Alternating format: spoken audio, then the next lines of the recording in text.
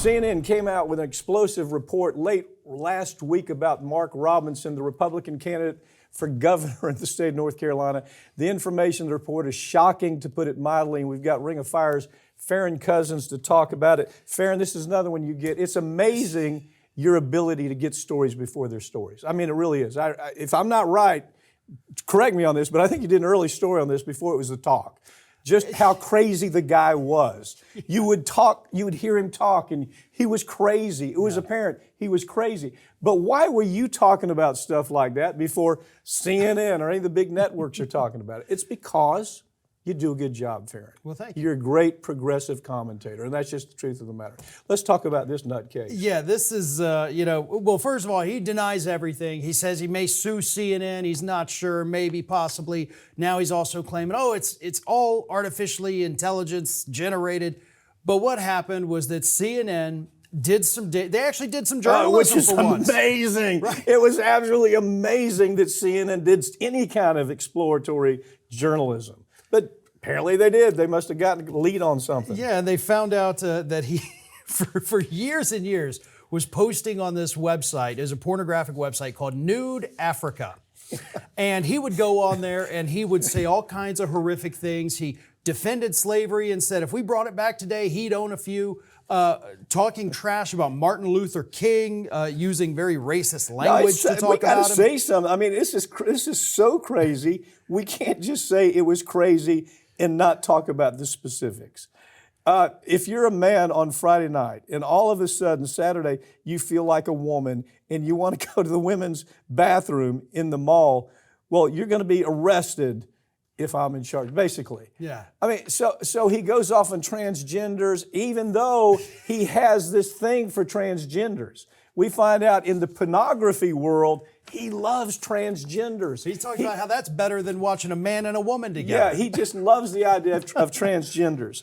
And of course, he's trying to get away from it because pick up some of the comments. I mean, you can't tell this story without having to say some of this stuff. I'd take Hitler over any of the shit that's in Washington right now. In a series of 7 posts in October of 2011, he disparaged Martin Luther King in such intense terms, calling him a commie bastard, worse than a maggot, a hoe fucking phony, and a huckster. And at one point, the worst one is when he said that if he were alive back in the day, he would have called him... I'm not in the KKK. They don't let blacks join. If I was in the KKK, I would have called him Martin Lucifer Kuhn. And he calls himself a black Nazi back then. Yeah. And I mean, his statement, I love watching tranny porn. And then now if you listen to him all the time, it's tranny bad, tranny. But the point is this is so typical. We do so little to understand these nutcases. Why do they move into politics to begin with? You know, they come in with holes in their shoes. They come in with no money. They come in with not accomplished a damn thing in their life. Yeah. All of a sudden, some party puts them up there and they're a big political name. I mean, if you go and really take a look at this, and you take a look at the people that were nobody, had not accomplished a damn thing in their work, in their education, in their life in general, that all of a sudden they're on the front line in politics, Democrats and Republicans. Yeah. It ain't just a Republican Party. This guy's Republican. But look, why don't they just say, get out of the race, man? You're so crazy. You are so crazy that we can't even have you out there talking. And by the time this story came out, which was late in the evening last Thursday, there technically was still time. They had not yet started sending out the absentee and early voting ballots, and that could have been postponed for the Republicans to put another nominee up there really quick. I mean, it's North Carolina. They're a dime a dozen. Y'all could have found anybody with a pulse to put in his place.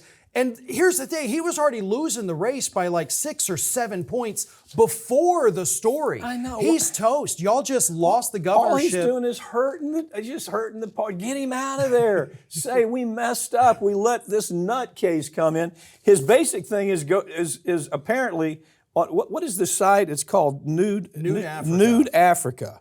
And with Nude Africa, he had a moniker and it was what called the Mini soldier, I the think is how you would mini pronounce soldier that he called himself. And the stuff that he said, one time in there, he's talking about how he was spying on little 14-year-old girls taking showers, making a big thing about how he was able to sneak and peek and see all these girls taking showers. He's on this site talking, glorifying, talking about what a great experience it was and how he's going to go back again and again.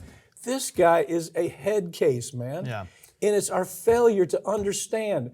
All of a sudden, we see their name. It's advertised, so-and-so running for House of Representatives. We go, oh my God, he must be quiet. Bullshit. If you do any kind of look at some of these folks, and it's been around a long time. I think it's worse in the last 20 years, where these people that start with nothing, have accomplished nothing, have no area where they've distinguished themselves. They just say, hey, I'd like to put my name out there and run. And these parties, yeah, come on. Yeah. Come on. Well, you know, one thing I want to add about this, though, is that this is going to be the future of politics here. You know, we're living in the digital age right now. The last 20 years, everything anybody does is online. Right. This is just the tip of the iceberg in terms of candidates moving forward. So now the opposition, whatever party you are, the party running against you, knows what to do. We're going to comb through your old Facebook posts. We're going to comb through your MySpace pages. We're going to go to your LinkedIn. Thank goodness. We're going to find every horrible thing you've ever said or done. And this will be the future of politics. This scandal is going to be the first of many we will see once everybody's online histories are fully exposed. Would you ever dream that CNN, I mean, even though, they got 800,000 people watching them, the fact that they have gone out and done this is so unlike CNN. I mean, it's just like way out there for CNN to do anything like this. Yeah.